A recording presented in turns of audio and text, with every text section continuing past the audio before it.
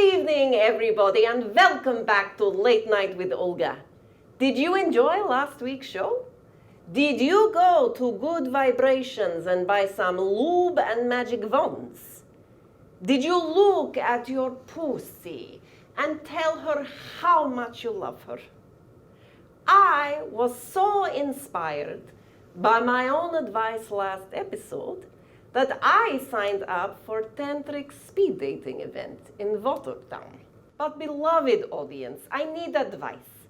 I'm having existential problem. Do I show up to event as real Olga or coiffed Olga? I mean, real Olga will show up in stinky sweatpants with grandma underwear holding in muffin top. She will wear a nice sweater, but instead of pushing her gazongas into push-up bra, she will let them hang loose, like two rotting papayas. Coiffed Olga, like Olga on this show, do you know how long hair and makeup takes, people? Will go on diet so she can zip pre-pandemic cocktail dress over her over-fermented sourdough buns. She will obey patriarchal propaganda that dictates what sexy woman should look like. Svelte, or stronni, as we say in Russian, which rhymes with horny, which I am, and that is why I go to tantric dating event in Watertown so I can get real cock, not plastic one like they sell in shop.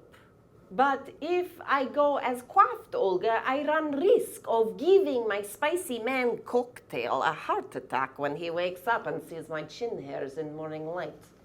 And I don't want dead body in my bed. Dead body very stinky, very quickly. You will let me know what you think I should do. I appreciate it. Anyway, in meantime, this conundrum got me thinking about diet culture in this God-forsaken capitalist hellhole. You Americans are richest country on planet. And yet what is image of woman you manufacture desire for on magazine covers? Not roly-poly, curvy woman who has been eating happy diet of borscht and smoked fish. No, we get prepubescent girl who looks like inflatable tube outside car wash because all she is allowed to eat is bone broth and celery juice. And how does this make normal women feel? Well, of course we get complex and start judging our bodies and try to fix them by counting calories and carbohydrates, just like Trumsky counts crabs crawling out of his stinky balls. We diet. We squeeze ourselves into Spanx. We even copy deeply meaningful religious practices like fasting intermittently. That's where you eat for only 5 hours each day while you secretly congratulate yourself that you are not living in Ukraine in 1932 during the Holodomor. Look it up, Gwyneth. And, of course, we women can't just deny ourselves the simple pleasure of eating like a normal person. We also have to exercise. So we go to Soul Cycle to sweat off calories while underage instructor with porky boobies yells at us to embrace positivity. Fuck you!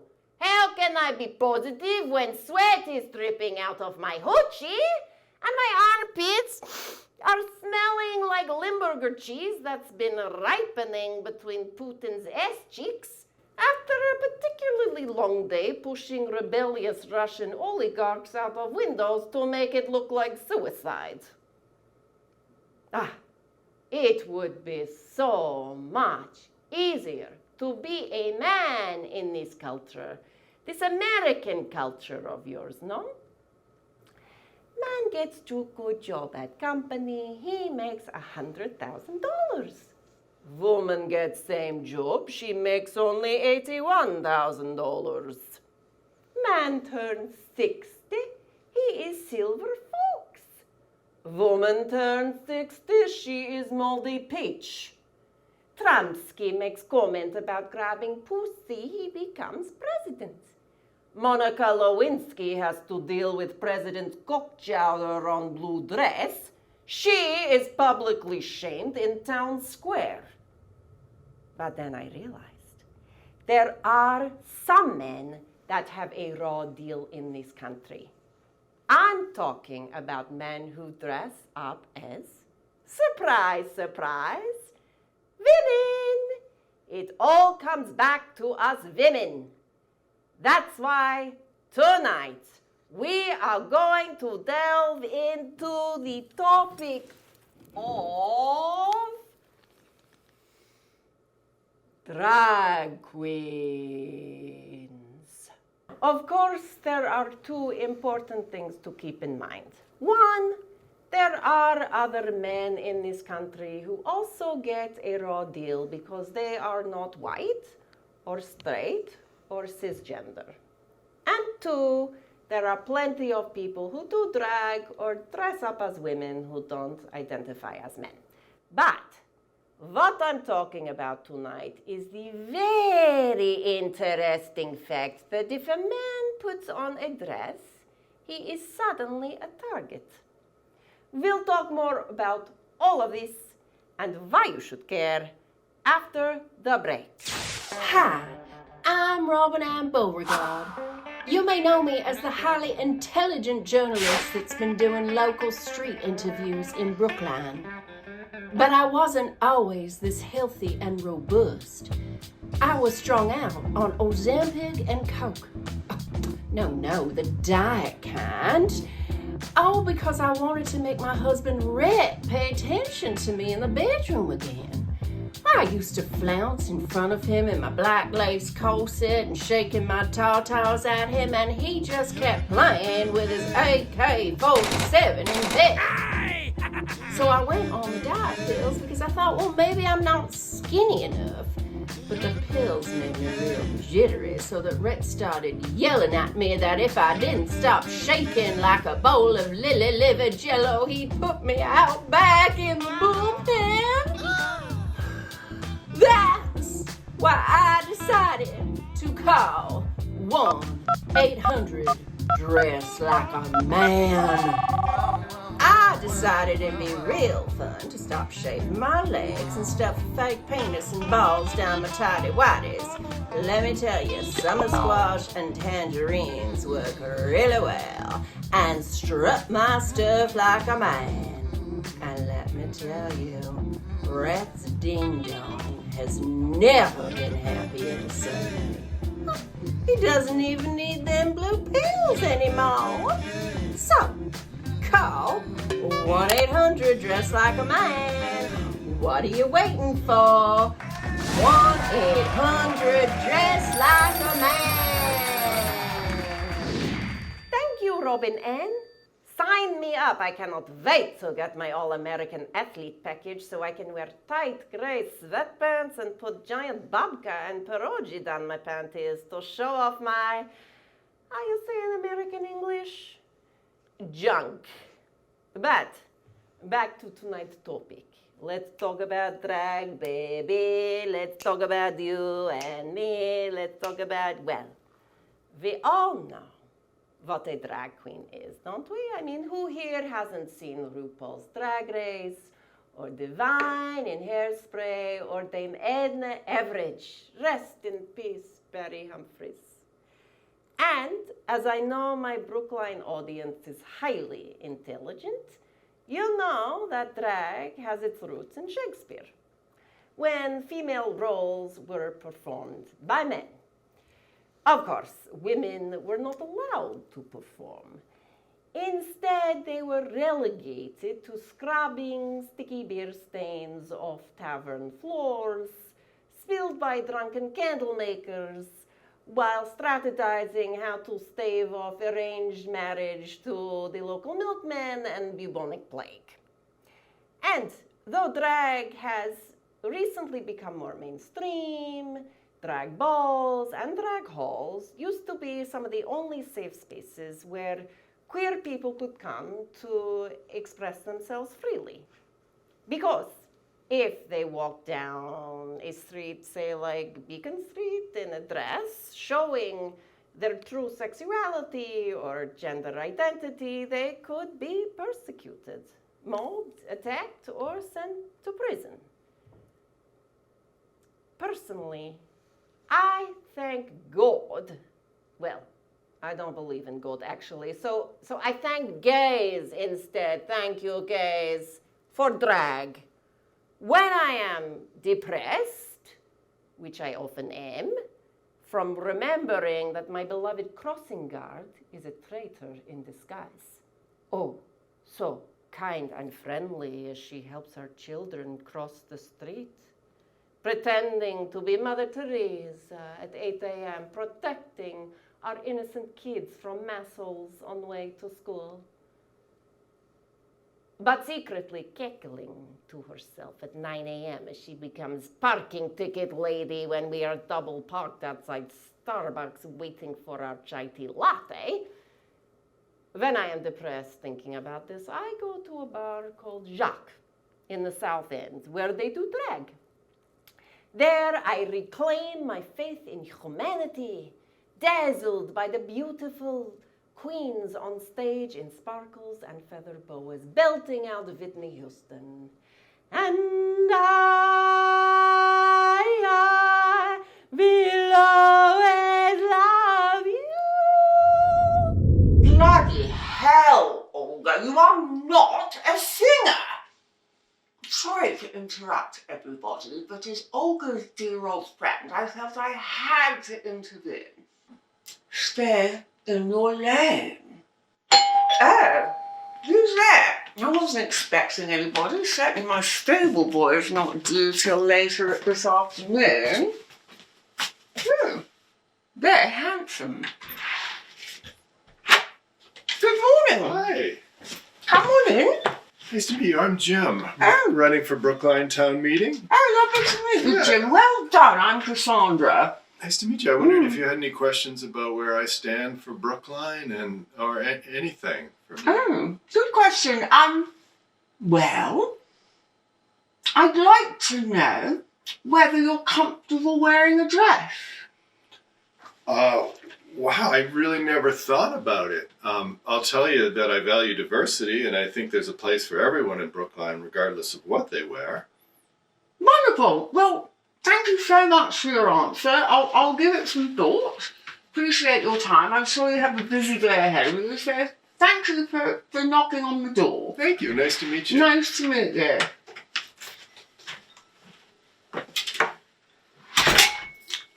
Very handsome man, but I'll tell you personally, he won't get my vote unless he's comfortable wearing fishnets and stilettos.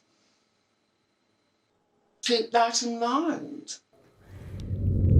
So, why is there controversy about drag?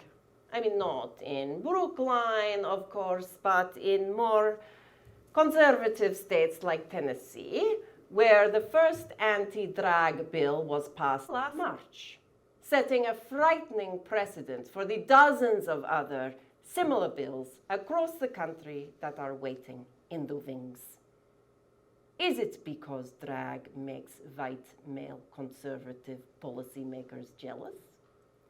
That these performers can seemingly so blithely cast off the chains of conventionality, challenge gender stereotypes, and rebel against what their own mummies and daddies told them they must look and act like if they didn't want a giant ass whooping?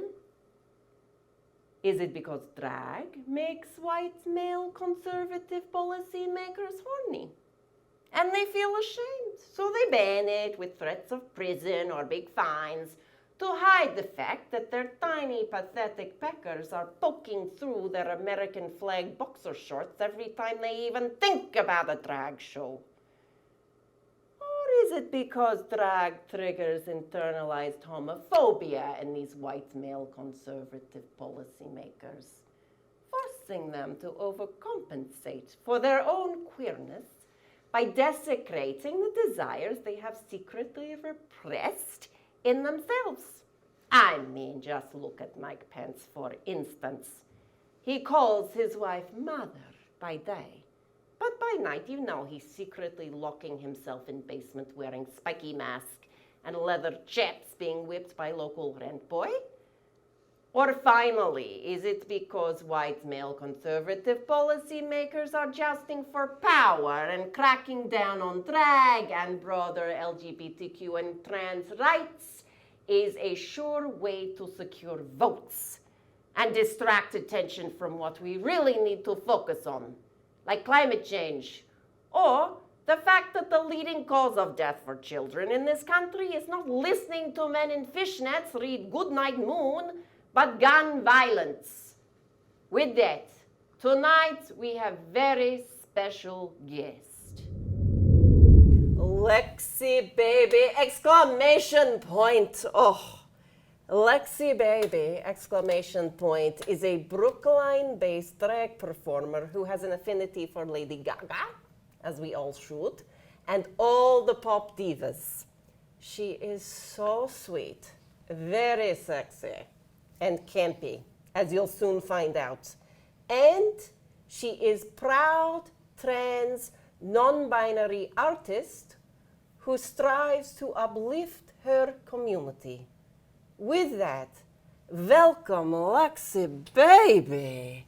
Thank you, Olga, for having me. I'm so excited. This is an exclusive. It's my first ever interview, so. Oh my gosh, well, what better place than with me? And to celebrate, would you like some vodka? We're calling it water. I mean, it is already like 4 p.m., so I'll take a little. You know, bit. yes, we always want a nice little bit of vodka. Just a little. Okay, just a little. Okay, I take a little bit more. Fantastic. Well, I am so honored that you are here with us, Lexi Baby. And I wanted just to start by asking you, where did you grow up? How long have you lived in Brookline? And how long have you been doing drag? Absolutely. So I am a military kid. My dad is in the Coast Guard. He was in the Coast Guard. He just retired about 2 months ago. Very proud of him. So I've lived a little bit all over the place. And then I decided to move to Boston, to Brookline, February of last year. How did you discover drag? Well, I didn't really know much about it until I was about 14, and I started watching RuPaul's Drag Race, which I feel is probably a story of how a lot of the younger generation of drag performers have discovered it. I guess I didn't even realize that I could do it. And during the pandemic, I started practicing with makeup a little bit. 2021, I probably got into drag like maybe once a month. It wasn't like a regular thing until super late through the year, like winter of 2021. I started to think about it more seriously and be like, is this something I want to do? Like, this is really exciting for me. And before I moved here, I told myself I'm going to perform, and I made it happen. What did it feel like for you when you were first performing? It was definitely scary, but exciting. And you mentioned Gaga earlier. I was born on Lady Gaga's birthday. Stop it. March 28th. Stop it. 2022. Wow. And I feel like it was really meant to be. And the first song I did was a Lady Gaga song. I did this song called Venus. It wasn't a big single, but it's like a fan fave deep cut moment. Yeah. And I just remember I was so scared. And I got on the stage, and it's like all that fear that I had getting ready and getting on stage kind of disappeared. And I was in the moment, and I felt like such a star. And it was really such a powerful feeling that I was like, I don't ever want to stop doing this. Well, I hope you don't stop. I've been to Jacques. I talk about Jacques on the show and what a phenomenal place it is, and we should all be going to Jacques to see incredible performers like you. Why is drag so threatening to people, do you think? What is that about?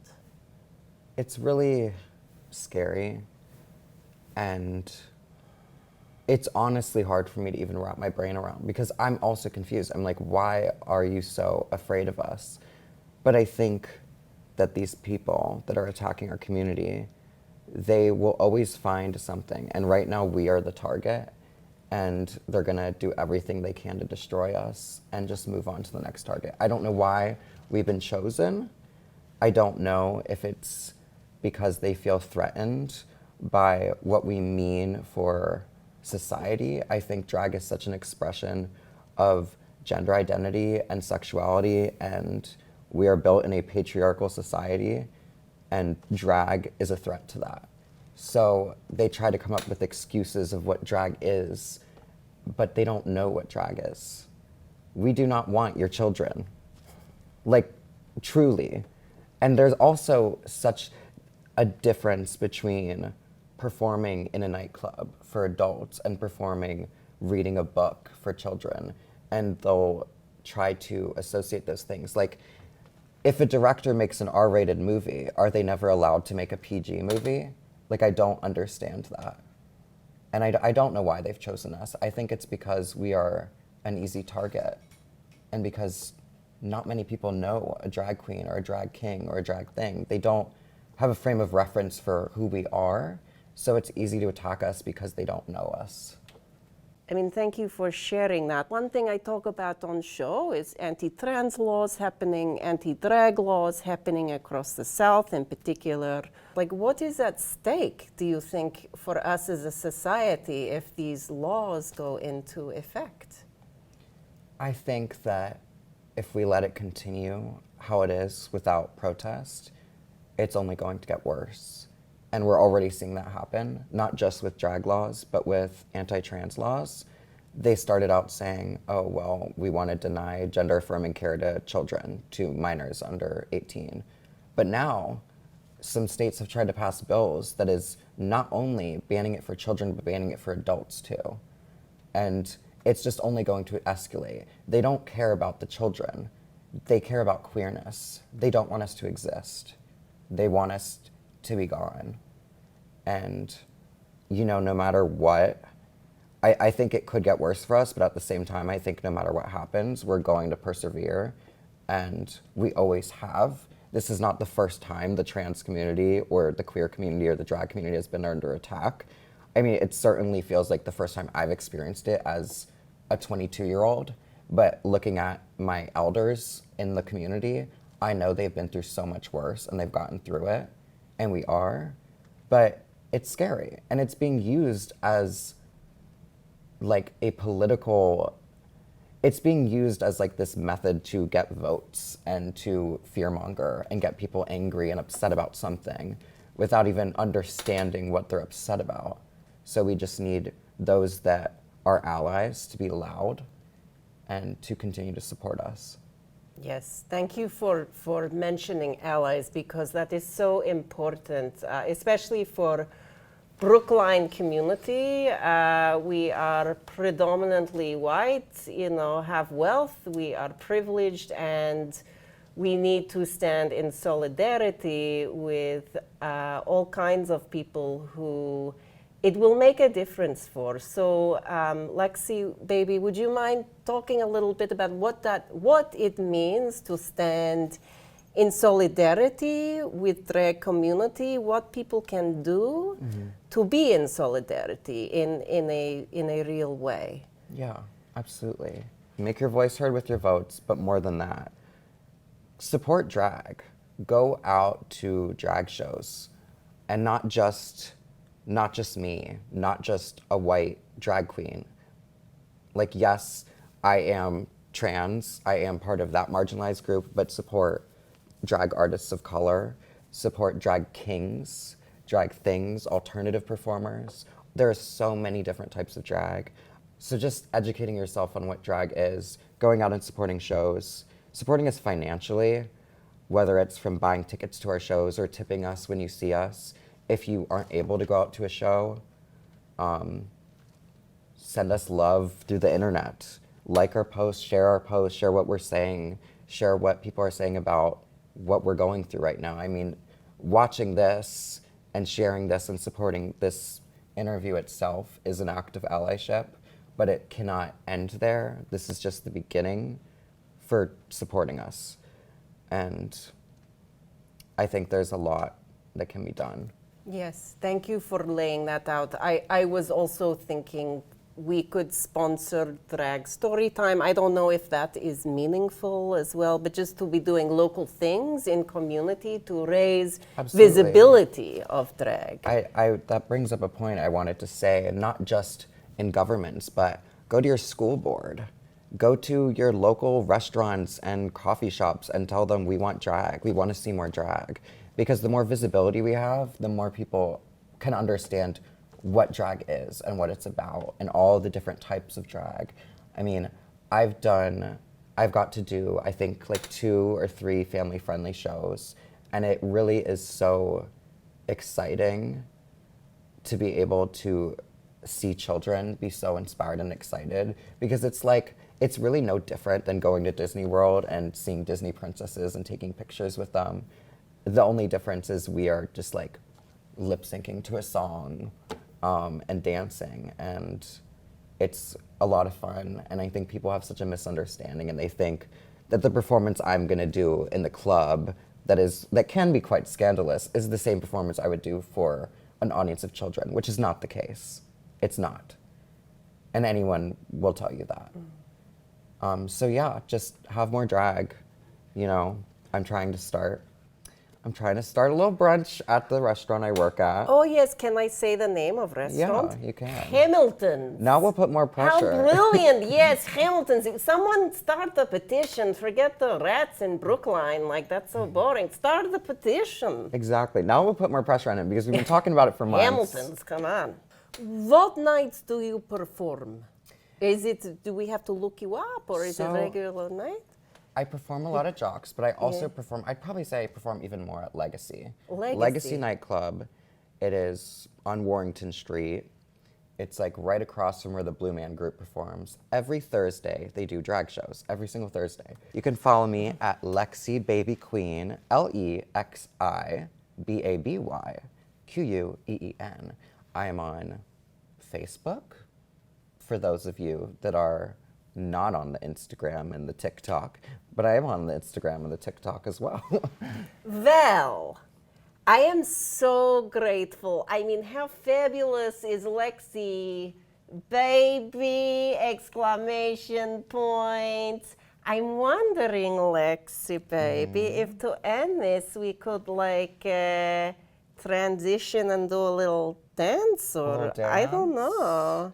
I think so. Or what do you think? I think we should have a little sip Okay, first, let's have a so. chin. Straзвучие. All right, now I'm ready. Let's go. Okay, let's go. It's been a pleasure to be with you all this evening.